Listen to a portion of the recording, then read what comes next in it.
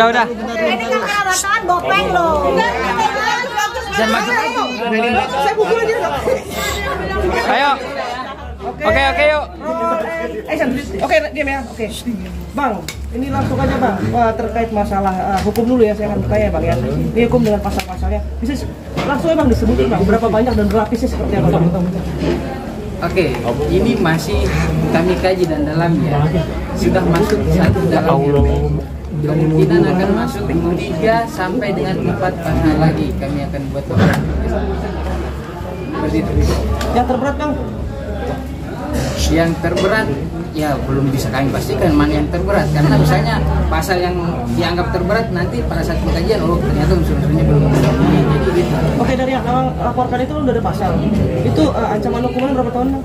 Ancaman hukumannya yang pasal 335 berapa?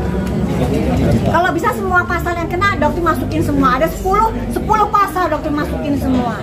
Gitu ya. Jadi kita masih terus pendalaman karena memang dari sana dibilang nanti pendalaman masukin daftar baru, tersangka baru boleh gitu. Apa terlapor. Nanti kita ini. Kalau saya nggak salah 1 ke 2 tahun. Kalau saya nggak salah nanti itu bisa dicek kok. Google-nya 335 ancaman pidananya berapa tahun? 1 tahun. Hah? Berapa tahun? 1 tahun. 1 tahun ya. Yang paling berat apa itu? Paling berat. Oh, kalau bisa kita kasih yang paling berat yang banyak itu pasalnya. Biar nggak Kita ribut. upayakan secara maksimal. Langkah hukum ini akan kita tempuh secara maksimal. Oke, dok tahu bilang tadi yang terberat yang mana nih? Kayak seperti itu kan. Berarti masih ada di sini nih masih ada emosi kan? Bukan, kalau emosi tidak. Jadi begini, apa yang dia katakan seperti dia bilang pada saat ini dokter itu sebenarnya tidak pernah memiliki scar dokter itu. Tapi karena COVID luar biasa, boro-boro mau perawatan.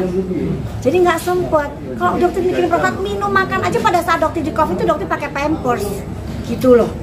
Jadi kok bisa dengan ngomong sesantai tuh nggak peduli begini. Dokter cuman ya Allah seperti ini kah zaman sekarang gitu. Mereka melupakan jasa dokter-dokter. Seperti itu kan nilai dokter zaman sekarang di masyarakat Indonesia. Gitu. Dok, dengan bersyukur. Ya, untuk postingan dokter Eka memang ini sekarang tinggal 2 kali 24 jam karena kemarin dokter kasih waktu 3 kali 24 jam untuk meminta maaf, menyampaikan permohonan maaf secara terbuka kepada masyarakat, terutama kepada nakes-nakes yang banyak pula yang gugur. Beliau ini adalah salah satu juga yang membantu Doktif terjun ke lapangan bencana maupun pada saat COVID ya. Untuk dokter E itu sekarang tinggal sisanya 2 kali 24 jam. Jika tidak ada permintaan maaf, Doktif akan melaporkan kembali melalui LBH Kesra ke tentang kode etik ya. Jadi sekarang Doktif udah nggak mau main-main lagi ya. Oke, apapun alasannya segera minta maaf. Betapa banyak korban tenaga kesehatan, dokter, perawat, semua mereka berjibaku di zaman COVID. Berbeda. Dan dengan gampangnya kamu bilang bahwa oh itu kan perawatan dengan baik, boro-boro Doktif ini punya klinik. Tapi Doktif sendiri terjun ke situ. Klinika Doktif itu sempat Doktif pulangkan semua berapa bulan demi menolong mereka ini, masyarakat ini. Doktif memang Doktif pengusaha, Doktif punya klinik. Yang kalian bilang klinika Doktif kumuh dan lain sebagainya, nggak apa-apa. Ya, tapi Doktif pernah terjun ke situ. Bekas yang Doktif dapatkan ini insya Allah akan menjadi pahala perhitungan Allah di akhirat kelak.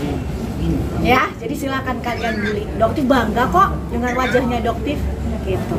Ya, oke. Oke, dok, nih niat baik itu kan pada akhirnya dianggap mereka bahwa dokter ini menghancurkan bisnis mereka, menurunkan omset mereka gitu, bahkan bersekutulah banyak mereka untuk.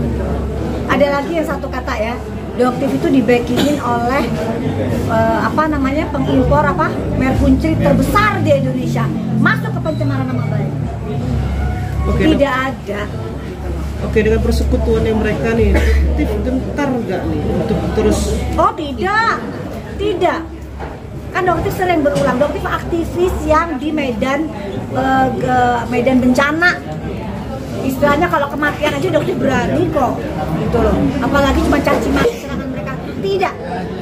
Ya, Doktif tidur di kasur yang mahal di rumah. Mimpinya juga sama tidur di atas batu, nggak berubah tuh mimpinya. Jadi Doktif bukan karakter yang seperti itu, enggak. Mentalnya Doktif bukan mental seperti itu, bukan mental yang cuman berani di depan kamera, tidak. Ya, Doktif katakan tidak. Bahkan di depan polisi pun Doktif berani untuk mengungkapkan kebenarannya. Kok kalian diam pada saat di depan polisi? Kenapa? Beraninya cuma di depan kamera. Ya. Oke, Dok, ini kan pada akhirnya mereka memutar balik semua. Betul. Kita udah buktinya sudah ada semua itu. Itulah karakter gerombolan sirkus. Itu jawabannya, Dok. Yang mereka hadapi itu singa, bukan macan, ya, bukan penguin, bukan yang lain-lain. Yang mereka hadapi adalah singa. Singa nggak pernah kan masuk ke sirkus. Singa berdiri sendiri. Ya. Terakhir dok, saya mau bertanya gini. Kalaupun ini kan buktinya sudah banyak ya, Dok. Kalaupun ada perdamaian dalam artian permohonan maaf secara personal bahkan terbuka yang mereka lakukan, menerima kan? Kalau permohonan maaf saat ini pun Doktif sudah memaafkan. Kenapa?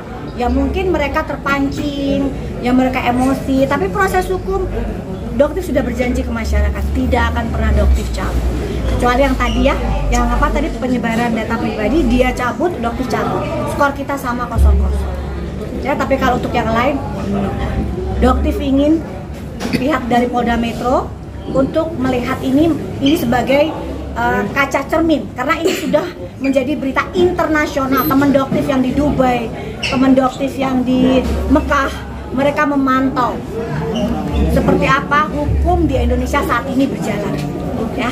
Oke.